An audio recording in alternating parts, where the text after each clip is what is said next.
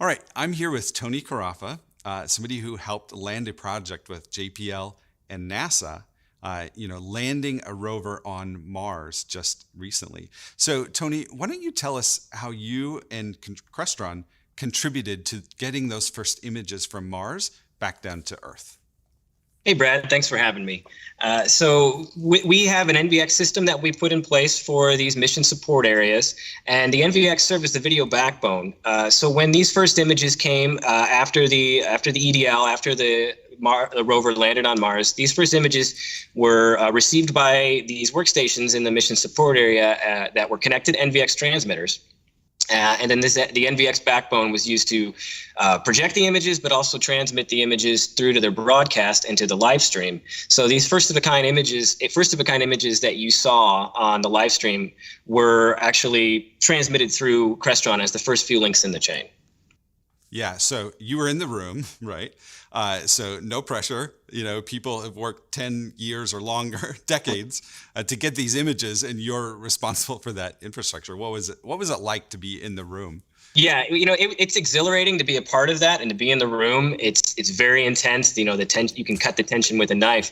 At that point, you're really in the set it and forget it phase, and that's true for my team, and it's true for the Mars rover team. You want to talk about automation? These guys do automation. They automated this entire entry, descent, and landing sequence. So nothing you could do at that point. It's hands off, it's fingers crossed, and you hope it all worked.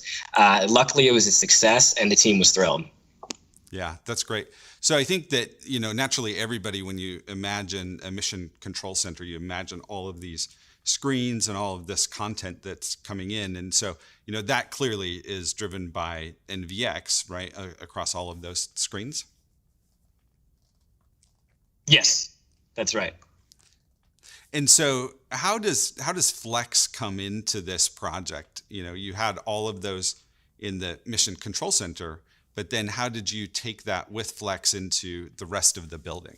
Well, so this design was a multi-mission design. Mars 2020 was the first mission to use the space, but the original requirements were there's 45 rooms, and they all had to have, and the rooms vary from conference room to war room to the large mission support multi-purpose use areas.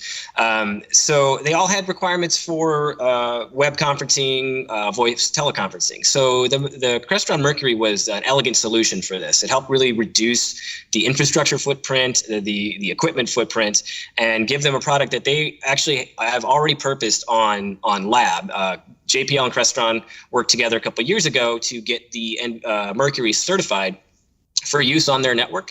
So it was something they had a familiarity with. So it was kind of a no-brainer for us to say, let's put these in these small spaces. It's something that solves the problem in one elegant solution for the whole space. But then the challenge beyond that was they were looking for centralized video distribution. They wanted to be able to share video from any room to any room. So we augmented these Mercury systems with an NVX, NVX 350, in line with the display, so that from a custom touch panel on the wall, the user can choose to share their video with another room via the NVX backbone, or they can choose to view video that has been shared with them. So it's an easy user functionality for that kind of collaboration. And that worked out really well. Yeah, that's great. Now, also, if you think about a mission control center, the image that I conjure up in my mind doesn't seem very COVID friendly. We landed the rover right in the middle of this pandemic. And how did that work out for you as you were trying to adjust to these new protocols? Yeah, I think that's the really interesting part about this project. We actually came up with this design and concept in 2019, completely prior to COVID. We began commissioning in March of 2020. So, at the time, JPL went on mandatory work from home. We were, the only mission that was still operational at the time on lab. So we were able to continue doing our work. But the Mars 2020 team didn't move in until July in preparation for the launch. So when they moved in, they were under COVID protocols that hadn't been in place prior to that, when the system was designed or the project was conceived. So they had to spread out. You've seen probably video of other landings or other operations where you've got rows and rows of workstations, and you've got engineers and physicists and all the teams are right next to each other on headsets. We couldn't do that anymore. Rooms that would have had 30 people now could have 5 people.